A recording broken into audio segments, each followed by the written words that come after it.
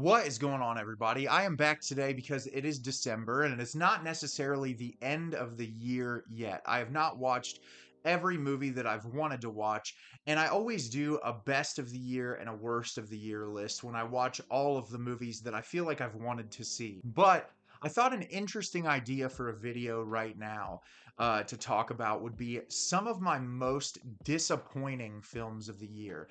And these aren't necessarily the worst movies that were released this year, but these were movies that I had a high level of expectation for, or that I was really excited about, that let me down in one way or another. And so this isn't necessarily going to be the worst films I've seen all year.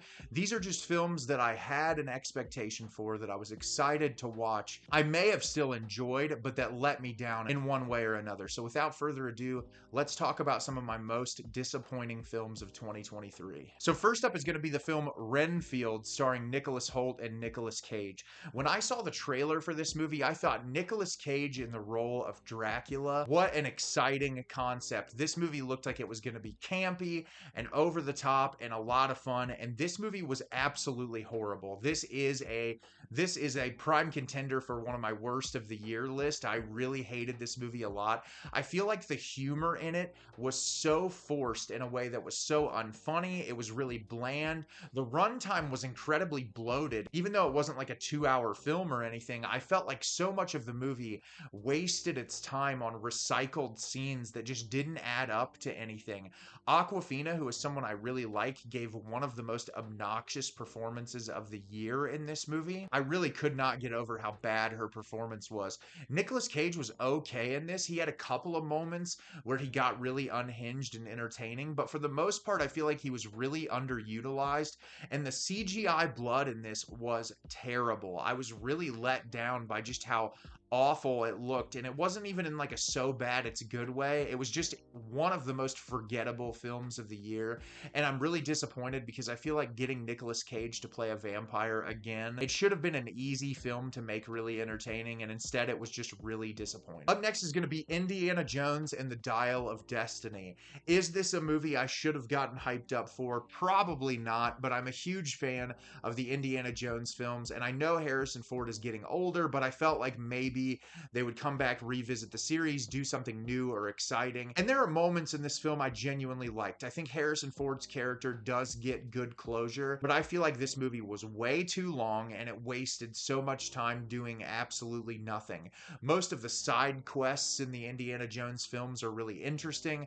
I felt like the whole scuba diving sequence in this movie was really not suspenseful. I didn't get a whole lot out of it. I felt like Mads Mikkelsen as the villain was the most excited I was for a villain character in a film all year, and he was really underwhelming. I did not feel threatened by his character. I didn't feel like he gave anywhere near the caliber of performance that Mads Mikkelsen is known for. And then adding someone like Phoebe Waller-Bridge into this film, who is an actress I absolutely adore, that provided really nothing to the movie at all. I think she did the best that she could with the script that she was given, but her character was so throwaway, and I feel like a couple weeks after this movie was over, I just really forgot most of it. And I think that's the worst thing that you could say about an Indiana Jones film, is that you forgot it a couple of weeks after you saw it. And even Kingdom of the Crystal Skull is more memorable than this movie, and it was just really a letdown. It's not the worst film I've ever seen by any means. There's enough enjoyable elements in it to make it worth watching once, but it's definitely not worth a revisit. Up next is going to be the A24 produced film You Hurt My Feelings, starring Julia Louis-Dreyfus.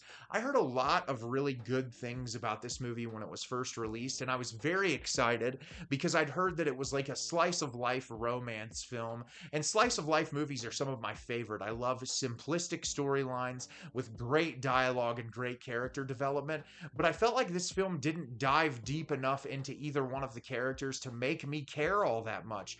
There's a nice dramatic blow up towards the third act of the film that I feel like was really well written, and I really enjoyed enjoyed the two performances from our lead actors. But like, you spend an entire hour with these characters in these mundane situations that really don't add anything to the payoff of the movie. You're just kind of sitting there watching, thinking, okay, when is something really intense or interesting going to happen?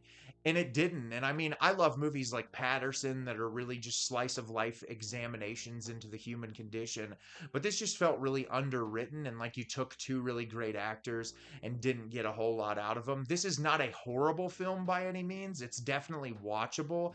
It's just really disappointing considering the amount of hype I saw around it early in the year. Up next is another vampire movie, The Last Voyage of the Demeter. When I saw the trailer for this movie, I thought the cinematography looked beautiful. I really loved the look of Dracula in this, and I really loved the period piece setting. I think there was a lot of great actors involved in this, and this was one of the most bland movies I've watched the entire year. I was bored through the entire runtime of this.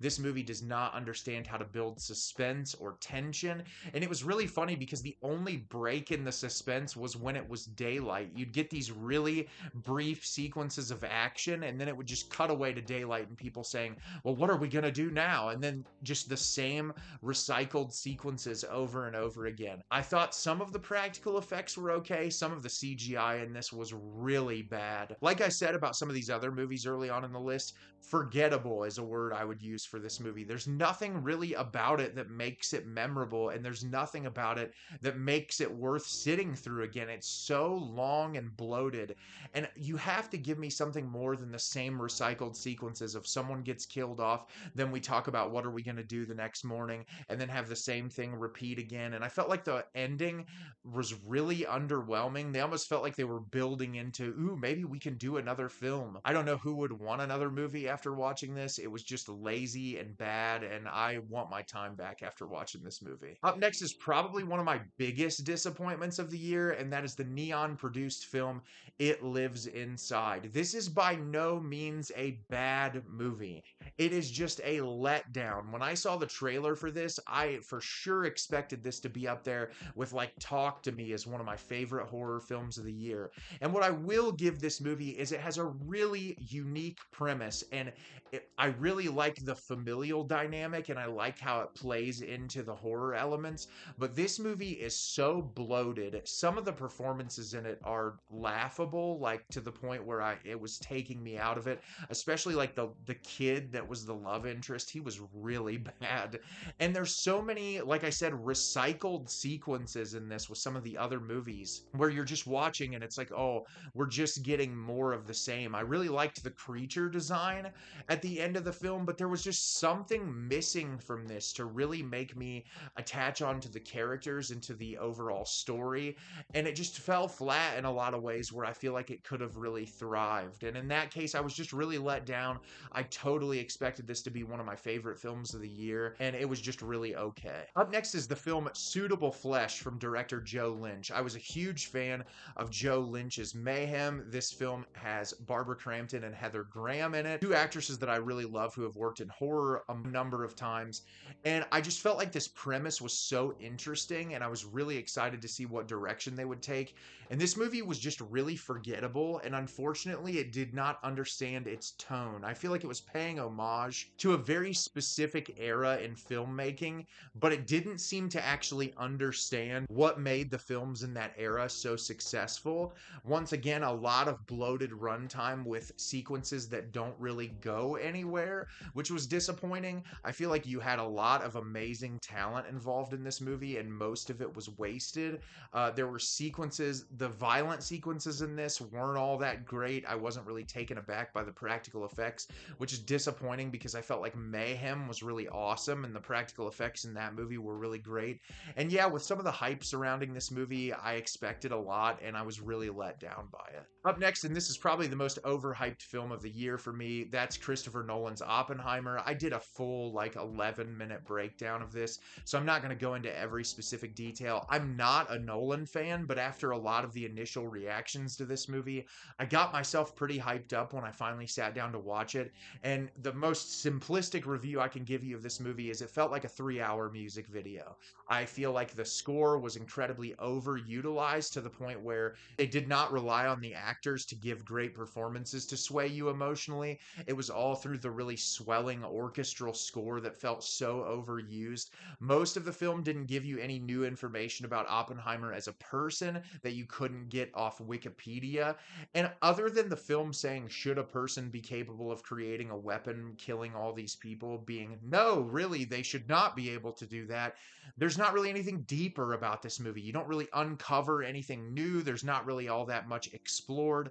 There's a couple of neat visual sequences. There's one scene towards the third act that I felt like Cillian Murphy did a phenomenal job and that really moved me a lot. But the rest of the movie just felt like a bloated mess. It was one of the more forgettable films of the year to me. I'm not sure how people have watched this 4 or 5 times already. There's like a ton of movies that you could fill a 3 hour block with that you'd get a lot more out of than this. Up next is the film Foe, starring Paul Mescal and Saoirse Ronan. I saw the trailer for this movie and was so excited. Two actors that I absolutely love, and a small scale romantic drama. I was like, this movie is going to be fantastic.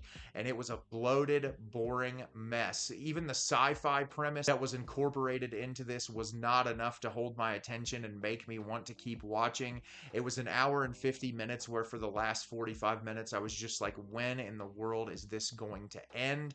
It was a miserable slog. Even the two actors didn't give performances that I felt like were all that memorable. The third act tried to pick up the pace and make it a little bit more intense, and it was just really lackluster. Another one of the more forgettable films of the year that I actually felt like I wasted my time watching it. Then last on the list, arguably a movie that disappointed me more than anything this year, was the Neon produced film How to Blow Up a Pipeline. This movie was getting insane reactions at the beginning of the year. People acting like this was going to be the movie of the year. And this movie does not understand tension and suspense. It does not understand character building. It is the most preaching to the choir movie that didn't feel like it was accomplishing anything new. The entire premise of this film was these kids coming together to destroy this pipeline because the pipeline was directly impacting each and every one of their lives, which is incredibly poignant. So I'm 100% on board with the politics of the film. I feel like, great, make a movie that has a message that packs a really intense emotional punch about the damage that these oil companies make. The problem is, you're not saying anything more than that in this movie. You're probably not going to get a conservative audience that's going to come in and watch this movie. So most of the film feels like you're preaching to the choir, which is fine, but you have to create some interesting characters in order to do that. The characters in this movie are incredibly unlikable, and none of their storylines are engaging enough to really attach onto any of them to where when they're put in any realistic sense of danger, you feel anything for any of them. And that's what was disappointing about this movie. If you're going to have a film that's like, hey, big oil company bad, okay, that's cool. I'm totally down with that. Now create some characters that make that hit close to home and hit really hard.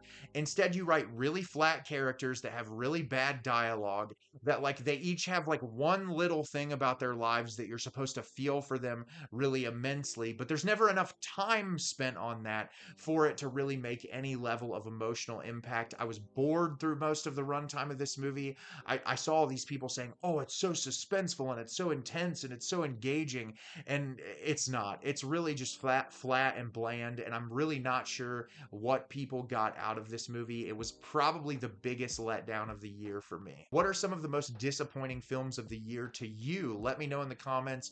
Obviously, like I said, not all these are the worst films I've seen of the year, just movies that personally let me down, and I'd love to hear what some of yours are. As always, if you can like the video and subscribe to the channel, helps me out a lot and lets me know the type of content you're looking for. I'm always putting out new material and look forward to getting more out for you in the near future. And as always, everyone, thank you so much for watching and have a great rest of your day.